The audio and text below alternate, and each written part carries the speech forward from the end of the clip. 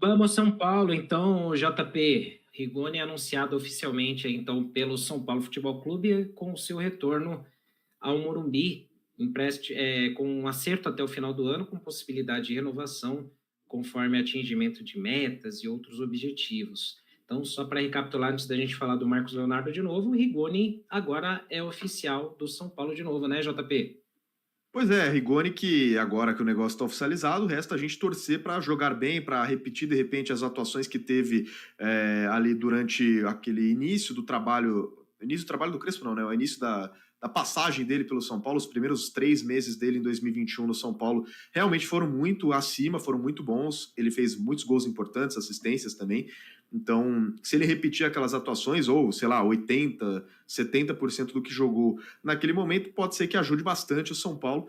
Mas é claro, como eu falei, não é uma contratação que eu faria neste momento. É um cara que há 4 anos não consegue se firmar em nenhum clube, não consegue jogar em alto nível. Então, não me parece que é o investimento que o São Paulo deveria fazer neste momento, ainda mais um clube que está cheio de dívidas, que precisa errar o mínimo possível em contratações, apesar do São Paulo não ter condições de trazer grandes atletas.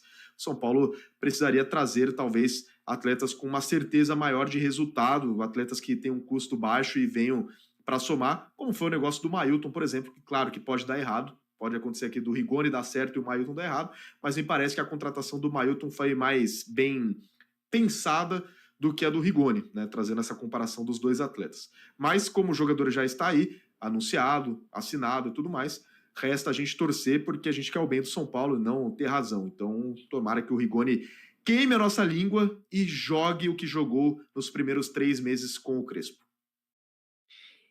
Agora é oficial, Rigoni 77, de vuelta al tricolor de Hernan Crespo, Vanessa. Já teremos aí Rigoni aí no time do São Paulo, então, aí novamente, né? Suas opiniões, mais uma vez, Van. O sentimento, eu falo pra você, o sentimento é um pouco de nostalgia do Rigoni. Eu vou falar uma coisa engraçada, né, Ricardo? Porque assim, a gente no site, a gente fica sempre de olho em tudo que acontece, né? O que acontece no Google, o que acontece no X, que é o Twitter, né? O antigo Twitter, no Instagram. E por diversas vezes, nesses últimos anos, desde que o Rigoni saiu, o nome do Rigoni sempre aparece entre os mais mencionados. Por diversas vezes. Faz um tempo que não aparecia, mas diversas vezes aparecia entre os mais entre os mencionados. Eu e o Mário Pravato, né, que mora em Portugal, deve estar aí na nossa audiência, a gente sempre ficava de olho para ver, tipo, o que estão falando do Rigoni, né? Então sempre foi um cara muito mencionado, porque assim, quando ele chegou, foi muito bem mesmo, e ele chegou depois de um título, depois de mais de 8 anos que o São Paulo não conquistava um título. Então a torcida do São Paulo já estava muito feliz, título em cima de um rival.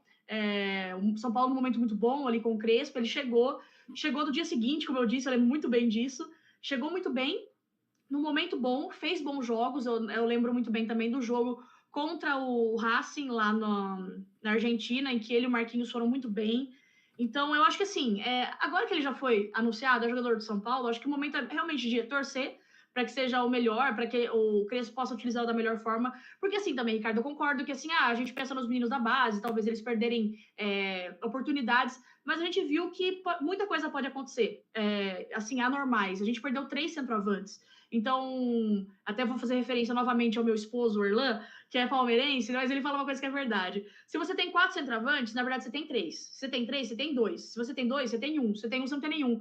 Porque pode acontecer de machucar, pode acontecer de ficar suspenso. E a gente viu que com a gente aconteceu realmente isso. Então, por mais opções que a gente tenha, se ele não for vir por um salário exorbitante, eu acho que é ok, principalmente pelo fato do Crespo ter o solicitado. Como o Crespo já trabalhou com ele, então eu acho que é mais ou menos isso. Se vem para agregar para o elenco, ótimo. Caleri gosta muito dele, eles são muito amigos, eu lembro deles falarem realmente que são muito amigos. Caleri recentemente falou bem do Rigoni, que foi um dos caras que ele mais gostou de jogar, essa coisa toda. Então, acho que pode ser realmente, pode vir sim para agregar ao São Paulo, principalmente confiando no nosso querido Hernan Crespo, que até agora tem feito um excelente trabalho no São Paulo. Ô, Pois é, Serra, diga. só trazendo uma questão tática agora para o uso do Rigoni, como a Van citou aí o jogo contra o Racing, né? Era um esquema que o Crespo tem utilizado hoje, né? O esquema com 3 zagueiros e tudo mais.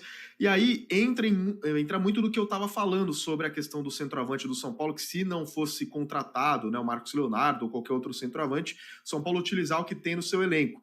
E aí o Rigoni, ele fez essa função. Em alguns momentos o Crespo utilizou ali o 3-5-2, né? E os dois atacantes, nenhum deles era a camisa 9 de origem. Era um atacante de mais velocidade, como o Marquinhos, e um atacante com mais poder de finalização, que era no caso o Rigoni. Hoje o São Paulo tem utilizado bastante o Ferreira e o Luciano, depois que se recuperar pode ser Lucas e Luciano, ou até outras opções, enfim.